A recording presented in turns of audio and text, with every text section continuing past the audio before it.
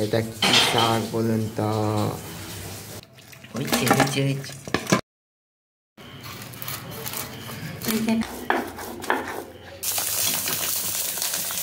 কি জাদু বানিয়েছে, জাদু।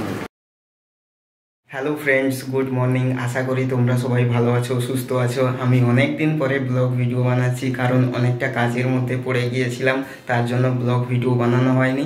এবার থেকে আমি সম্পূর্ণ তোমাদের জন্য রেগুলার ভিডিও আপলোড করার চেষ্টা করব এই চ্যানেলে। তোমরা আমাকে সাপোর্ট করতে থাকো, আর এই চ্যানেলে নতুন দর্শক হলে আমার এই চ্যানেলটিকে সাবস্ক্রাইব করে আমার সঙ্গে থেকো। নিত্য নতুন ধরনের রেসিপির ভিডিওর সঙ্গে সঙ্গে ব্লগিংয়ের ভিডিও তোমরা এই চ্যানেলে দেখতে পাবে। তোমরা এই ছোট ভাইকে সাপোর্ট করতে থাকো, আর চ্যানেলটিকে অবশ্যই সাপোর্ট করো। তো বন্ধুরা, আজকের এই ভিডিওতে তোমাদেরকে কি রেসিপি বানিয়ে দেখাতে চলেছি তোমরা এই ব্লগটি সম্পূর্ণ দেখলেই বুঝতে পেরে যাবে। বন্ধুরা, প্রচণ্ড গরম পড়েছে, তার জন্য আমি সম্পূর্ণ ঘরোয়া স্টাইলের রেসিপিগুলি বানিয়ে দেখানোর চেষ্টা করব। আশা করি তোমাদের এই ব্লগটি ভালো লাগবে। সম্পূর্ণ ভালো লাগলে একটি লাইক অবশ্যই করে দেবে, আর চ্যানেলটিতে নতুন দর্শক হলে অবশ্যই সাবস্ক্রাইব করে আমার সঙ্গে থেকো। এই ছোট ভাইকে অবশ্যই সাপোর্ট করো। বন্ধুরা চলো তাহলে আজকের এই রেসিপিটি বানিয়ে দেখানোর চেষ্টা করি। চলো তোমাদেরকে রান্না করে দেখাতে যাচ্ছি, চলো সম্পূর্ণ দেখে নাও। গাইস দেখো বন্ধু, গাইস এটা হচ্ছে চিচিনি শাক।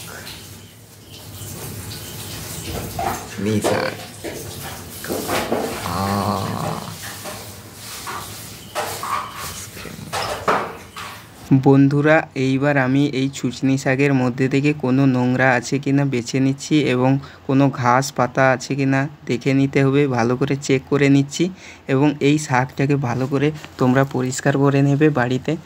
তোমাদের এলাকায় এই ছুচনি শাকের নাম কি বলে ডাকে তোমরা অবশ্যই কমেন্ট করে জানাবে। আমার তো মনে হয় ছুচনি শাকই বলে ডাকে সবাই। তাহলে সবার প্রথমে আমি এক হাতে মোবাইল ধরে এই ভিডিওটি বানাচ্ছি। দেখো শাকটাকে ভালো করে পরিষ্কার করে নিয়েছি। এইবার দেখো ইলিশ মাছগুলো কত বড় বড়, একটা 250 করে গ্রাম করে হবে মাছগুলো। মা বাজার থেকে এনেছে, কেটে আনেনি, কারণ আমি ভিডিও বানানোর জন্য আমি বলেছি মাকে যে মা তুমি কেটে আনবে না মাছগুলো, আমি দেখাবো যে কিভাবে মাছগুলো কেটে দেখাবো। ওই জন্য মাকে বলেছিলাম যে মা কেটে আনবে না। এইবার দেখো কই মাছগুলো, দেখো পুকুরের জ্যান্ত কই। আর এইবার মা মাছগুলোকে কেটে নিচ্ছে। সবার প্রথমে ইলিশ মাছটাকে বঁটিতে কেটে নিচ্ছে, ভালো করে কেটে নিতে হবে। কাটো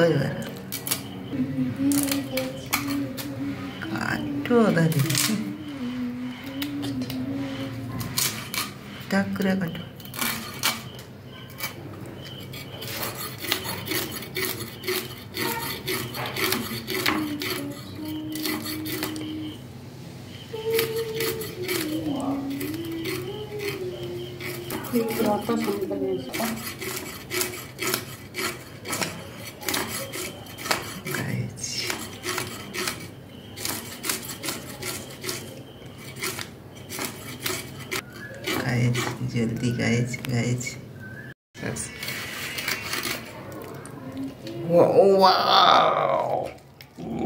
वाओ এটাই তো লোক দেখতে চায়। वाओ পেটটা হয়ে গেল। এই তো ঘরের ভিডিও দেখতে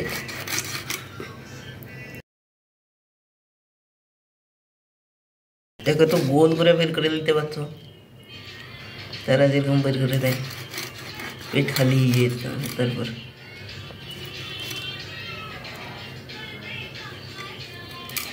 পেটে থাকে, পেটে বার করে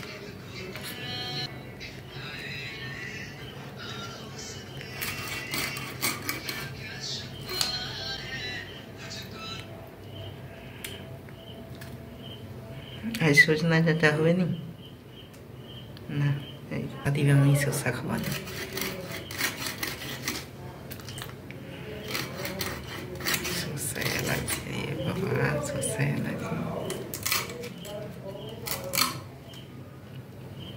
बस ओ भाई টাটকা বড়ে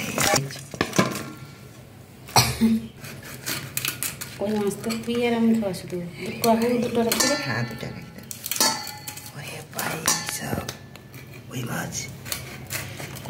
ওই মাছ কত করে মানে বড়ি দেয়া ওই মাছ কত করে আনছো 250 টাকা আর ইলিশ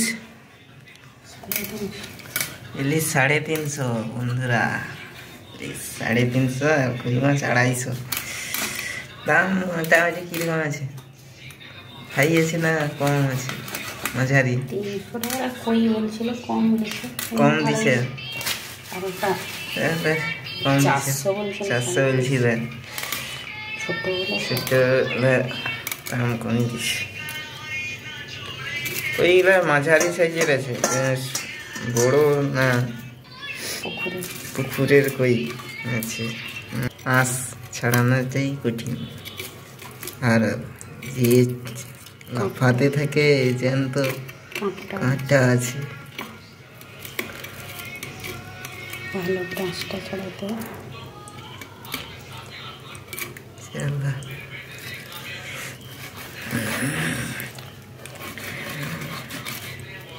एकदम জ্যান্ত কই আচ্ছা কালো কি জানো কই কি এরকম কালো হয় কালো পুকুরে কালো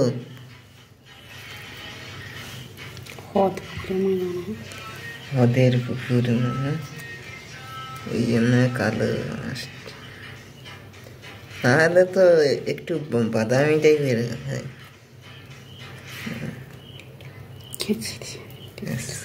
গোটা থাকবে গোটা থাকবে মা হচ্ছে সব মাছগুলোকে এক এক করে কেটে নিয়েছে দেখুন বন্ধুরা সুন্দর করে কেটে নিয়েছে এইবার আমি মাছগুলোকে ধুয়ে নিয়েছি ভালো করে ধুয়ে নিয়ে এইবারে লবণ দিয়ে দিচ্ছি মাছের মধ্যে আর হলুদ গুঁড়ো দিয়ে দিলাম দিয়ে ভালো করে ম্যারিনেট করে নেব হাত দিয়ে মাখিয়ে নিচ্ছি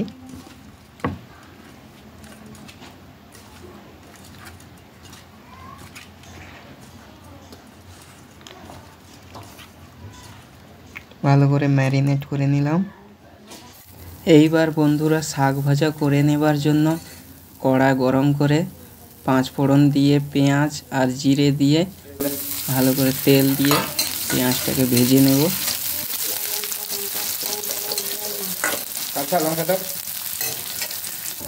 এর মধ্যে কয়েকটি কাঁচা লঙ্কা দিয়ে দিলাম শাক ভাজা যেহেতু হচ্ছে এই জন্য এরপরে কেটে রাখা শাকগুলোকে ভালো করে ধুয়ে নিয়েছি এরপর শাকগুলোকে এক এক করে চাপিয়ে দিচ্ছি কড়ার মধ্যে চিকনি শাকগুলোকে বাড়ি বাড়ি করে দেবো কারণ অনেকটা শাক আছে কড়া করতে পারছে ওই জন্য বাড়ি বাড়ি করে দিলে তাড়াতাড়ি হবে এবং পড়বে না কড়া থেকে ওই জন্য এবারে লবণ দিয়ে দিলাম আর হলুদ লবণ দিয়ে ভালো করে মাখিয়ে নেব শাকটাকে এরকমভাবে নেড়ে চেড়ে নেব দেখুন বন্ধুরা কত ছোট হয়ে গিয়েছে কত কমে গিয়েছে শাকটা কত বেশি লাগছিল কিন্তু শাকটা জোরে কমে গিয়েছে এরপর আমি ঢাকনা চাপিয়ে দিলাম ঢাকনা খুলে নেড়ে চেড়ে নিলাম শাকটাকে আর ভাজা এইটুকু হয়ে গেছে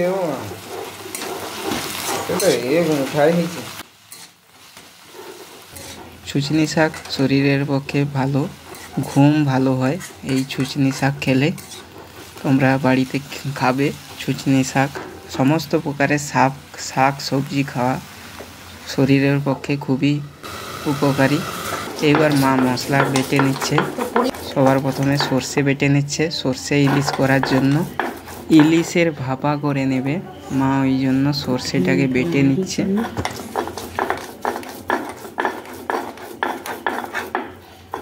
দেখো বন্ধুরা মা এক এক করে সব মশলা বেটে নিয়ে রেখে দিয়েছে একটি পাত্রের মধ্যে সবার প্রথমে দেখো সর্ষে আছে জিরে ধনে বাটা পেঁয়াজ বাটা সব কিছু একসঙ্গে করে বেটে নিয়ে রেখে দিয়েছে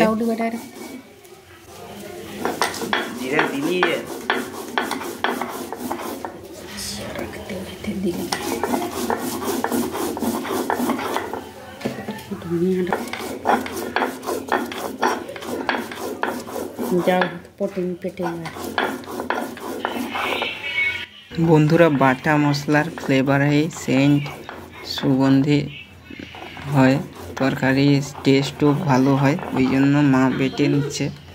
এইবারে শাক ভাজাটা হয়ে গিয়েছে। এইবারে এখানে কিছুটা মশলা দিয়ে দেব। শাক ভাজা একটু তেল দিয়ে দিচ্ছি, তেল আর ধনে জিরের পেস্ট একটু দিয়ে দিচ্ছি বাটা, দিয়ে ভালো করে শাকটাকে নেড়ে চেড়ে নিয়ে একটা পাত্রের মধ্যে নামিয়ে রেখে দেব। দারুণ হয়েছে শাক ভাজাটা।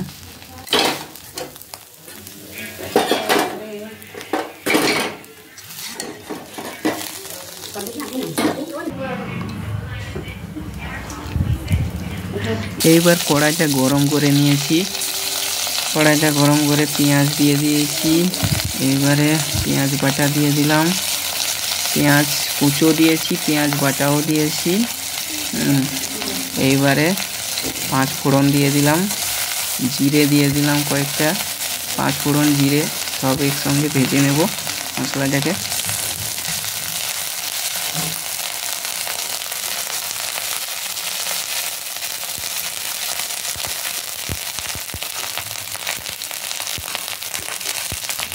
বন্ধুরা মশলাটা ভাজা হয়ে এলে এবারে হলুদ গুঁড়ো দিয়ে দিলাম, সামান্য পরিমাণ হলুদ গুঁড়ো দিয়ে এবার জল দিয়ে দিচ্ছি। এবার পরিমাণ মতো জল দিয়ে দিচ্ছি, ওই ইলিশ মাছের ভাপা করব সর্ষে দিয়ে, ওই জন্য। আর এপাশে কড়াইটা চাপিয়ে দিয়েছি, কড়া গরম করে তেল দিয়ে সর্ষের তেল দিয়ে দিয়েছি, দিয়ে মাছগুলো ভেজে নিচ্ছি। এই পাশের কড়াতে কই মাছগুলো ভেজে নিচ্ছি, জ্যান্ত কই বন্ধুরা, পুকুরে জ্যান্ত কই। এবারে কিছু ইলিশ মাছগুলোকে ভেজে নিচ্ছি।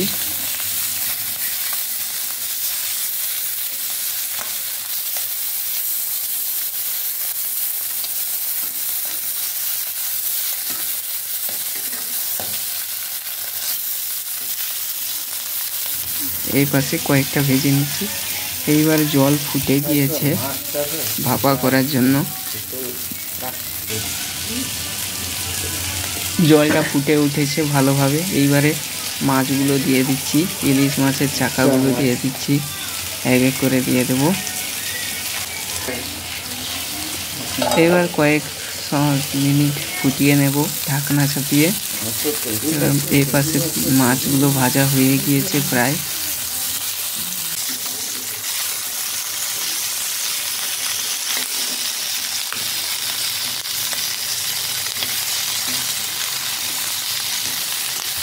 ভালো করে নেড়ে চেড়ে নিয়ে মাছগুলোকে ভেজে নেব।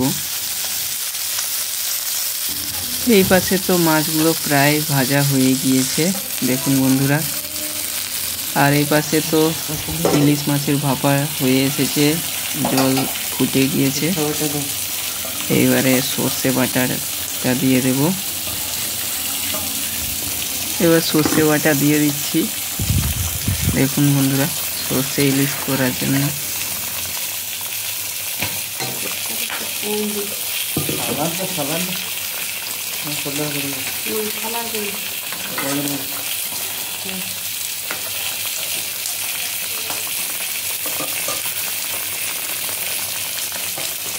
একটু লাইট কালার হচ্ছে, কালার দিলেও হবে, একটু সাদা টাইপের হলে ঠিক আছে।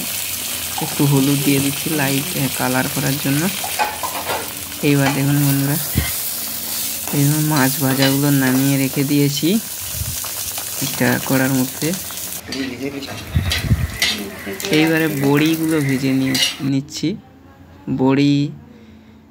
বড়িগুলো ভেজে নিচ্ছি। বড়ি দিয়ে মাছের একটা ঝোল বানাবো। এপাশে মাছের ভাপা হয়ে গিয়েছে, দারুণ লাগছে দেখতে। বন্ধুরা তোমরা কমেন্ট করে অবশ্যই জানিও।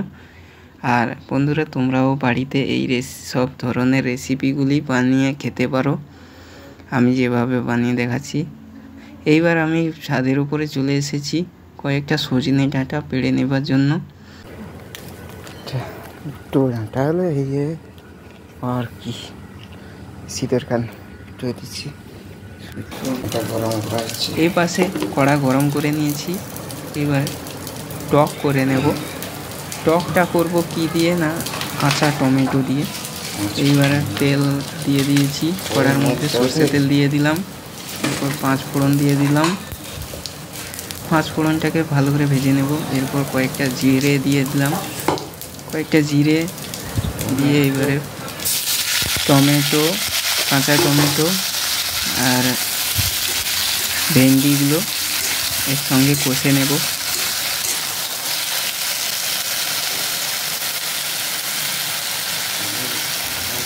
এইবারে লবণ দিয়ে দিচ্ছি, এবার হলুদ দিয়ে দিলাম, দিয়ে ভালো করে নেড়ে ছেড়ে নেব সবজিগুলোকে।